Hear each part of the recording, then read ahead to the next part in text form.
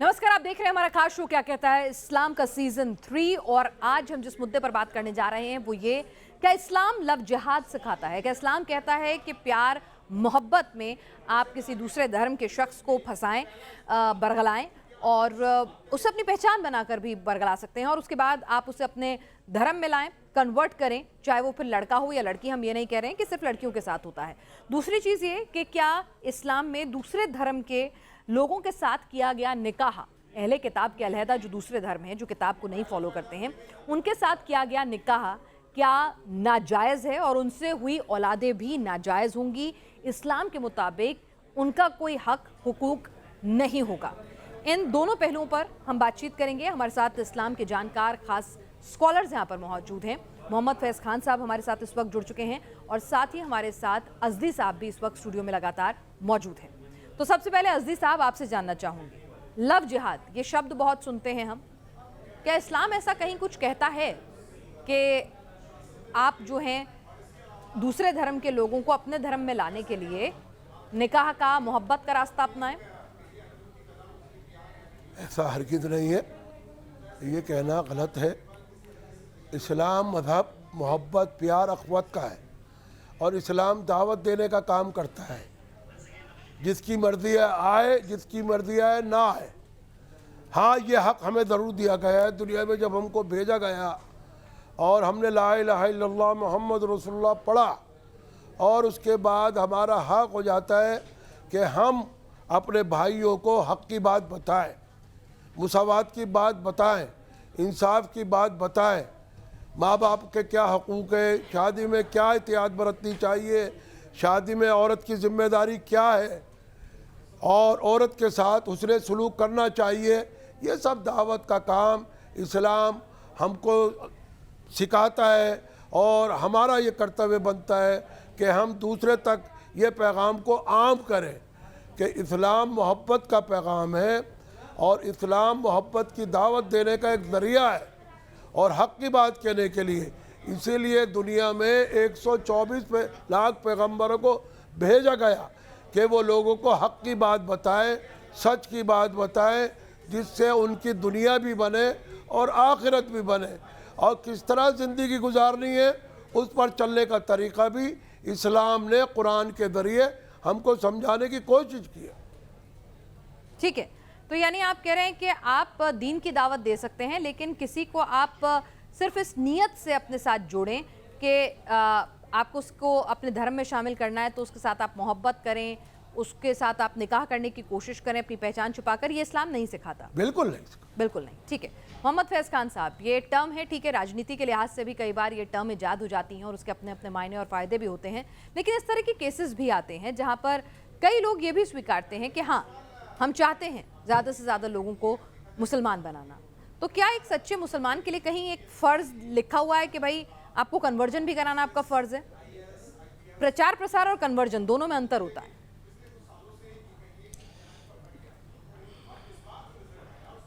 देखिए, पहले मैं स्पष्ट कर दूं, इस्लाम इस पृथ्वी पर आया ही लव जिहाद के लिए है। आपको जो पसंदीदा कपड़ा है अपने भाई से लव करते हुए अपने भाई को दे दो। आपको कोई पसंदीदा मकान, दुकान, ज़मीन है, अपने भाई को दे दो।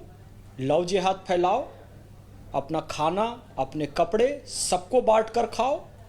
लव जिहाद फैलाओ, अपने आसपास के 4 घरों को पूछो पहले खाने के लिए कोई भूखा तो नहीं, फिर खाना खाओ। लव जिहाद फैलाओ। लव के लिए जद्दोजहद करना ही इस्लाम है। ये टर्म अभी राजनीतिक रूप से इस्तेमाल किया जाता है, लेकिन इस्लाम आया ही लव जिहाद के लिए है। उसको गलत तरीके से ये बना दिया गया कि किसी हिंदू लड़की को फंसाकर उसको मुसलमान बना लो, ये लव जिहाद है।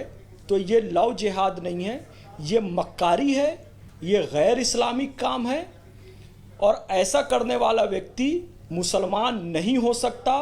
पैगंबर हज़रत मोहम्मद सल्लल्लाहु अलैहि वसल्लम ने खुद फरमाया, वो शख्स मुसलमान हो ही नहीं सकता, वो शख्स मुसलमान हो ही नहीं सकता, वो शख्स मुसलमान हो ही नहीं सकता जिसकी हरकतों से उसका पड़ोसी महफूज ना हो। अगर आपके आस पड़ोस के हिंदू भाई, सनातनी भाई, जैन भाई, बौद्ध भाई इसलिए आपसे खौफ खाते हैं कि उनकी लड़की को आप फंसा लेंगे, तो फिर आप कैसे मुसलमान? आप हिदायत दे सकते हैं, इस्लाम का प्रचार प्रसार कर सकते हैं, किसी को ट्रैप करके, उसे किडनैप करके, उसे बेहोशी की दवा देकर या उसे मानसिक रूप से विकलांग बनाकर यदि आप निकाह कर लेते हैं तो वो निकाह भी कबूल नहीं हो सकता। लड़की जब तक पूरे होशो हवास में, लड़के से भी पहले लड़की अगर पूरे होशो हवास में जब तक कबूल नहीं करेगी तब तक निकाह नहीं हो सकता। लड़की के बाद लड़के से पूछा जाएगा। तो ये जो हरकतें कुछ संस्थाएं कर रहे हैं, लड़कियों को फंसाने का काम, सनातनी और दिगर मजहब की लड़कियों पर, गैर इस्लामी है, मक्कारी है, चालबाजी है, जिसकी इजाज़त इस्लाम बिल्कुल भी नहीं देता है। ठीक है। क्या इस्लाम अज़दी साहब गैर धर्म में निकाह को जायज़ नहीं मानता है, अहले किताब के अलावा? नहीं, ये तो ज़रूरी है।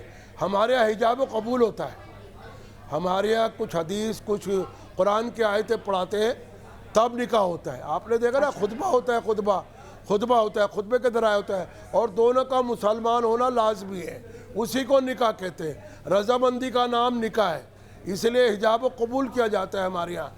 जब कादी यानी अगर मुझे किसी मुसलमान से निकाह करना है तो पहले मुझे इस्लाम कबूल ना होगा? जी जी जी, ये शर्त है हमारे लिए। अच्छा, आप पहले कलमा पढ़ेंगी, ला इलाहा इल्लल्लाह मोहम्मद रसूलुल्लाह, बावजू होंगी और इस्लाम में दाखिल होंगी अपनी मर्जी से, अच्छा, किसी दबाव में नहीं, किसी प्रेशर में नहीं, ठीक है। किसी शादी के लिए नहीं।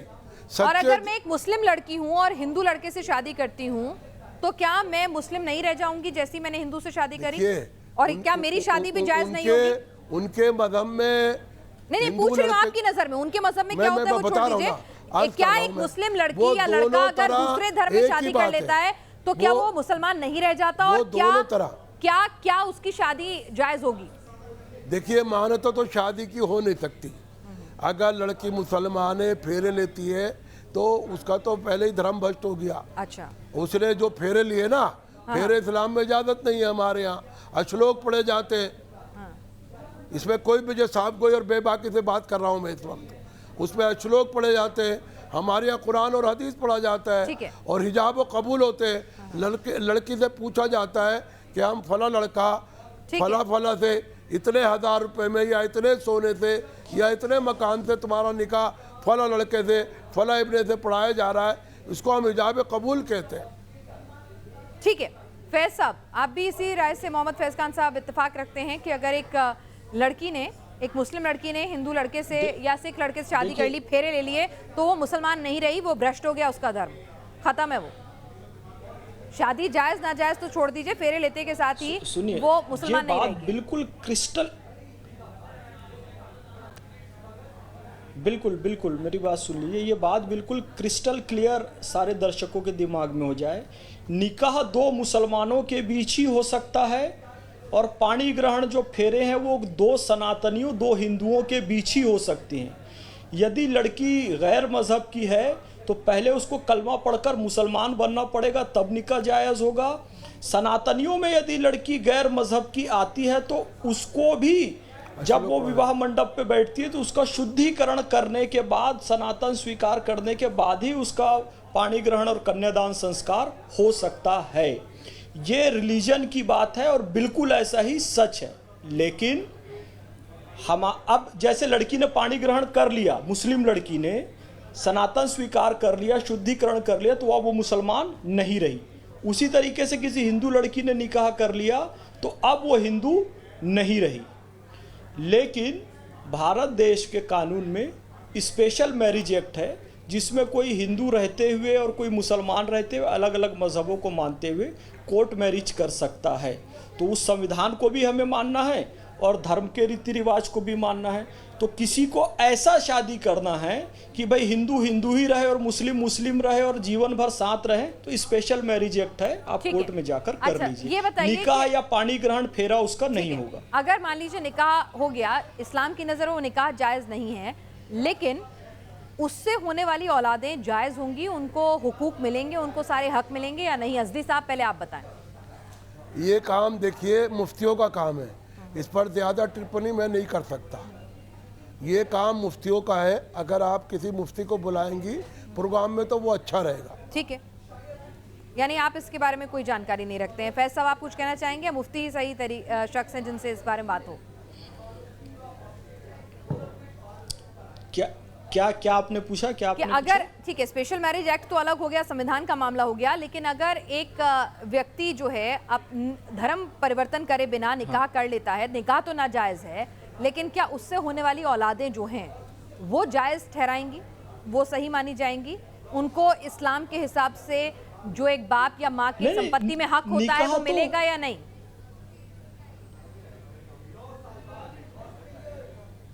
निकाह तो मुसलमान भी ने बने बिना हो ही नहीं सकता, क्योंकि चलिए निकाह ठीक है, में मैं कह कलमा रही हूँ ही निकाह पढ़ाया नहीं जाता हुआ, है। साहब पढ़ रहे हैं ना, निकाह पढ़ाया नहीं हुआ, जाता है, आप कलमा उसे- पढ़ाया जाता नहीं है। नहीं, मैं कह रही हूँ आप उसे निकाह मत समझिए, आप उसे लव चाइल्ड समझ लीजिए। तो लव चाइल्ड ही है या लिव इन रिलेशनशिप से पैदा हुई औलाद को आप मानेंगे क्या उसको उसकी पिता की संपत्ति में, अपने दादा की संपत्ति में या माँ की संपत्ति में हक या हुकूक है? नहीं, ये जिनाकारी इसको कहते हैं इस्लाम में, यानी कि बहुत गलत बात मानी गई कि बिना निकाह के आपको यदि बच्चा पैदा होता है जिनाकारी से, तो इसको बहुत बुरा माना गया है इस्लाम में। ठीक है, तो इसकी इजाजत इस्लाम तो कतई कोई नहीं देता है। प्रॉपर्टी में हिस्से वगैरह का तो सवाल ही नहीं उठता। ठीक है, अच्छा, जैसे कि अभी आज़दी साहब आप कह रहे थे कि एक मुसलमान जो है वो फेरे नहीं ले सकता, और अगर ऐसा कर दिया तो मुसलमान नहीं रह जाएगा। मैं बहुत कंफ्यूज होती हूँ। कई मुस्लिम दोस्तों की शादी हुई जिसमें ना तो घोड़ी चढ़ी गई, ना ही बैंड बाजा हुआ, और बहुत ही अलग तरीके से वहाँ पर रिचुअल्स हुए। कई ऐसे मुस्लिम दोस्त भी थे जिनके यहाँ घोड़ी भी चढ़ी गई, नाच गाना भी हुआ, बैंड बाजा भी हुआ। तो इस्लाम किसकी इजाज़त देता है? कौन सी वाली शादी का तरीका है, निकाह का तरीका, जो भी शब्द इस्तेमाल करे बहुत सही अच्छा है? सवाल किया पिनाज साहिबा आपने। निकाह के माने हिजाब व कबूल। कादी आया, 2 गवाह करे, उन्होंने निकाह पढ़ाया, अब लड़की उसके लिए जो है जायज़ हो गई। अब वो उसके साथ अजवाद ज़िंदगी गुजार सकती है। ना बाजे की ज़रूरत है, ना ढोल ताशे की, ना घोड़ी की। ये तो हिंदुस्तान में है सिर्फ। घोड़ी चलना, घोड़ी पे बारात जाना, पूरी दुनिया में कहीं नहीं मिलता ये कि घोड़ी पे बारात जाना और नाच गाना करना। ये हिंदुस्तान, पाकिस्तान, बांग्लादेश में, इसके अलावा कहीं मिलता नहीं है।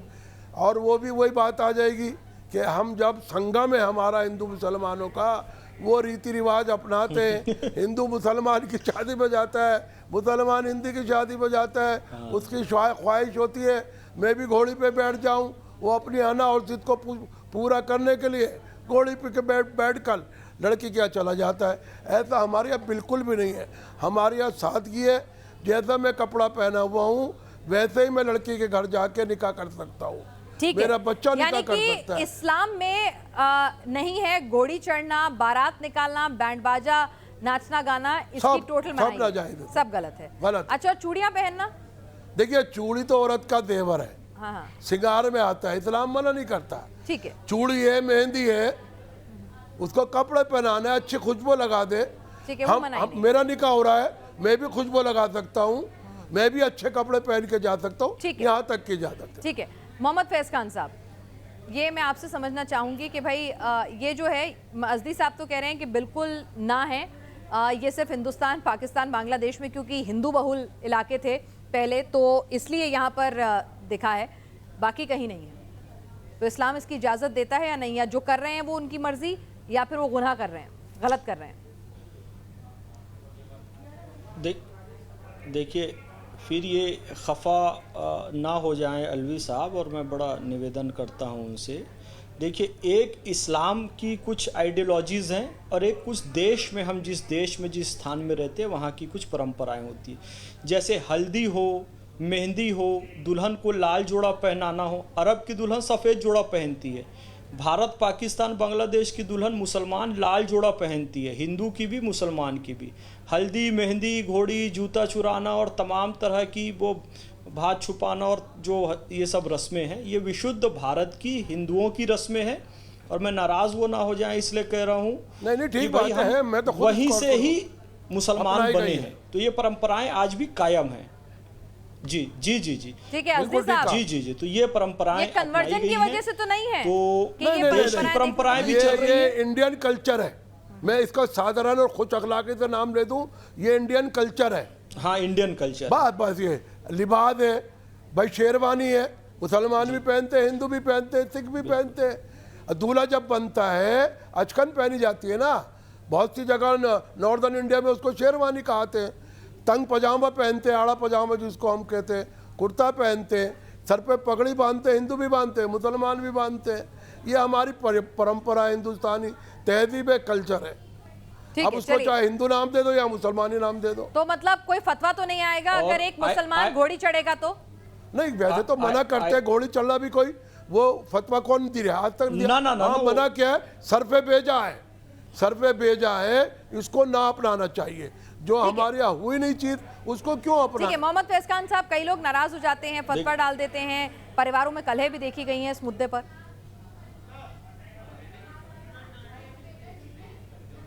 नहीं, देखिए, आइडियल इस्लाम यही है कि 4 लड़के वाले हों, 4 लड़की वाले हों, निकाह हो और उसमें लड़की वाले खर्च भी ना करें, खाने पीने पर भी लड़के वाले ही छुहारा मखाना ले जाएं, निकाह हो जाएगा। इसके सिवा और कुछ भी नहीं करना है इस्लाम में। इसके बाद वलीमा भी लड़के वाला देगा, मतलब लड़की का एक भी पैसा नहीं खर्च होना चाहिए, ये इस्लाम में है निकाह के वक्त। ठीक है। अब जब आप घोड़ी चढ़ते हैं या बारात लेके जाते हैं, बहुत बड़ा रिसेप्शन देते हैं, बहुत बड़ी होटल बुक करते हैं, इसमें जो फिजूल खर्ची है, इस फिजूल खर्ची के खिलाफ फतवा देते होंगे या दिया जा सकता है, क्योंकि इस्लाम में फिजूल खर्ची शैतानी काम माना गया है। तो ये एक बात हो सकती है।